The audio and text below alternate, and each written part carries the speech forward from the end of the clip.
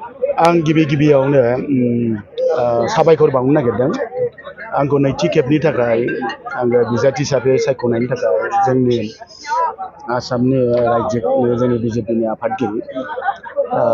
दिलीप शइकिया बिथाङा आंखौ आरो नैथि खेबनि थाखाय आंखौ बिजाथि हिसाबै बिसास खालामनानै आंखौ जे बिजाथि हिसाबै दायित्व होबाय बिजाथि फोसावबाय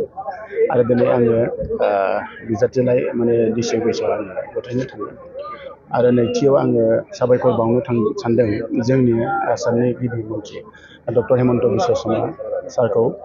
बिथाङा आंखौ बिसास खालामनानै बिथाङाबा नैथि खेबनि थाखाय आंखौ जे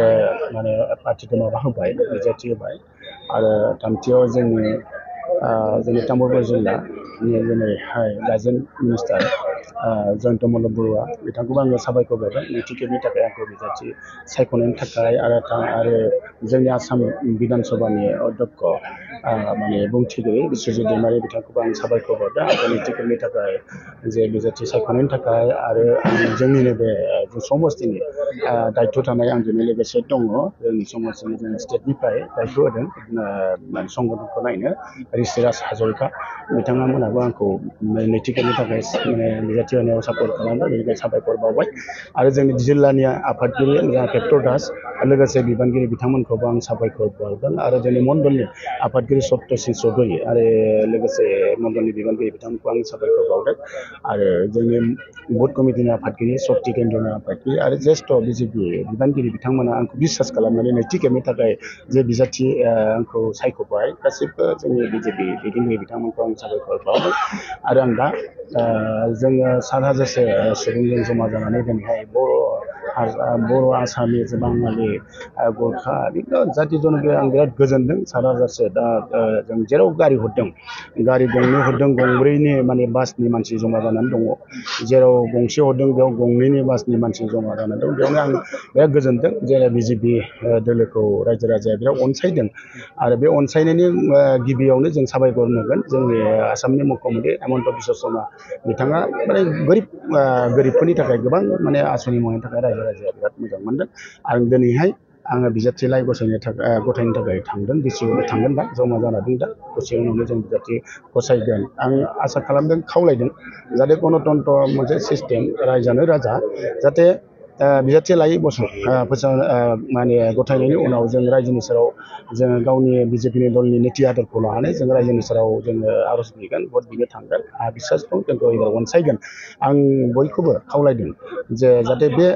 गणतन्त्रनि मोनसे खथि जानाय जेरै जोबजासिम जों इलेक्सन जोबजासिम भट जोबजासिम जाहाथे बयबो जाहाथे जेबो खथि जानाय खामानि मावा आं गासै रायजो राजाखौ गणतन्त्रनि माबा सिस्टेमखौ जाहाथे मानिनानै सोलिनो थाखाय खावलायदों जिहेतु दिनै नोंथाङा जितु बिजाथि लाइ गथायबाय नोंथांनि जितु हेंथायै सोर जागोन होनना सानो जितु BPF आरो UPPL दङ UPPL आरो BPF गासै जों आं दाबो बेसेबांजन बिजाथि लाइ गथायदों आं दाबो बुंनो हाया दा आं सानदों एबार थांनाय बाराव 2020आव जोंनि बिजेपिनि बे संगठना इमान स्ट्रं नङामोन बेयावनो आङो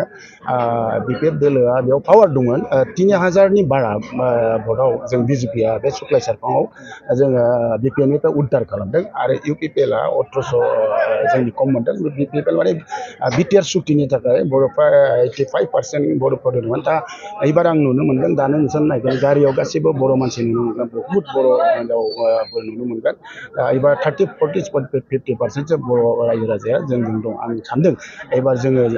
7,000-8,000 बारा जों भटआव देरहागोन मोनसे बिसास दं आरो जों बे देरहानायनि थाखाय जों जिखिनि खामानि मावनांगौ दङ जों दोलोनिफ्राय बेखौ जों दिनै नमिनेसन होखांनायनि उनाव बिजाथि लाइ गसंनायनि उनाव जों रायज्लायनानै रायजोनि सेराव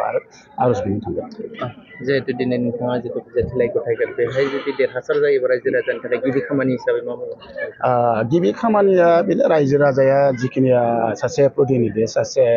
दैदेनगिरिनिफ्रायनो आं लुबैयो आङो 2020 मायथाइयाव देरहानायनि उनाव गोबां समस्याखौ आं बिदिनो समस्या समाधान खालामबाय किसु समस्या समाधान खालामनो दंबावो आरो आंखौ खावलायखानाय दोनदों गासिबो जिखिनि समस्या बे समस्या सेथि आरो नैथि थाया बिदिनो गासिबो समस्याया रायजोनिनो मोनसे अभाब बे अभाबखौ रायजोआ आंनि सायाव माने अजद देखायनाय बेखौ मावना होनांगौ होननानै किसुमानखौ मावबाय किसुमानखौ मावनो हाबाखै बेखौ आङो एबार जिमान हायो मावनो थाखाय आङो आखायाव लादों